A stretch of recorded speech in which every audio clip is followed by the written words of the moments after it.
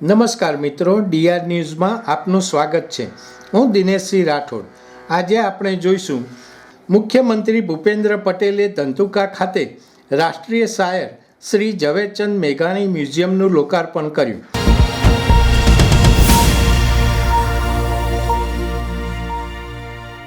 મુખ્યમંત્રી ભૂપેન્દ્ર પટેલે પોતાના ધંધુકા પ્રવાસ દરમિયાન રેસ્ટ હાઉસ ખાતે રાષ્ટ્રીય શાયર શ્રી ઝવેરચંદ મેઘાણી મ્યુઝિયમનું લોકાર્પણ કર્યું હતું.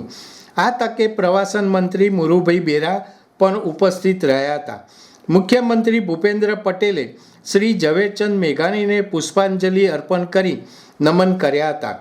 શ્રી ઝવેરચંદ મેઘાણીના પૌત્ર અને શ્રી ઝવેરચંદ મેઘાણી સ્મૃતિ સંસ્થાનના સ્થાપક પિનાકીનભાઈ મેઘાણીએ મુખ્યમંત્રી ભૂપેન્દ્ર પટેલનું ભાવભર્યું સ્વાગત કર્યું હતું.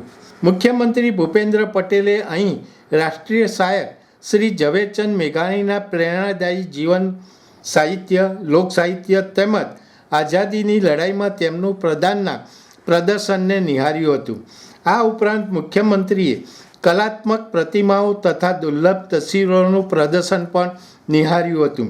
મુખ્યમંત્રીએ તમામ પ્રદર્શન નિહાળી ધન્યતા અનુભવી હતી અને સંસ્થાને અભિનંદન પાઠવ્યા હતા. રાજ્ય સરકારના પ્રવાસન વિભાગ દ્વારા ધંધુકા રેસ્ટ હાઉસ ખાતે ઐતિહાસિક સ્મૃતિ સ્થળ તરીકે વિકસિત કરવામાં આવ્યું છે, જેમાં રેસ્ટ હાઉસના 4 ખંડમાં સિંઘુડો, ધોલેરા સત્યાગ્રહ, ધંધુકા અદાલત અને સાબરમતી જેલના ગૌરવવંતા ઇતિહાસ તથા કલાત્મક પ્રતિમાઓ અને દુર્લભ તસવીરોનું પ્રદર્શન પણ મૂક્યું છે. વધુમાં અહીં ગાંધી દર્શન કોર્નર, મેઘાણી સાહિત્ય કોર્નર ધરાવતું સમૃદ્ધ રાષ્ટ્રીય શાયર શ્રી ઝવેરચંદ મેઘાણી પુસ્તકાલયનું નિર્માણ પણ કરાયું છે. આ પરિસરમાં નવીન સાંસ્કૃતિક ભવન મેઘાણી સ્મૃતિનું પણ નિર્માણ કરાયું છે.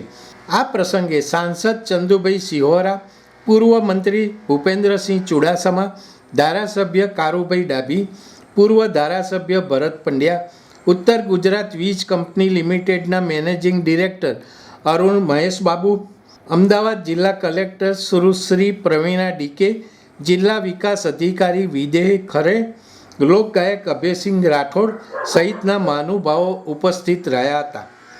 દર્શક મિત્રો, આવા વધુ સમાચારો માટે જોતા રહો ડીઆર ન્યૂઝ. નમસ્કાર.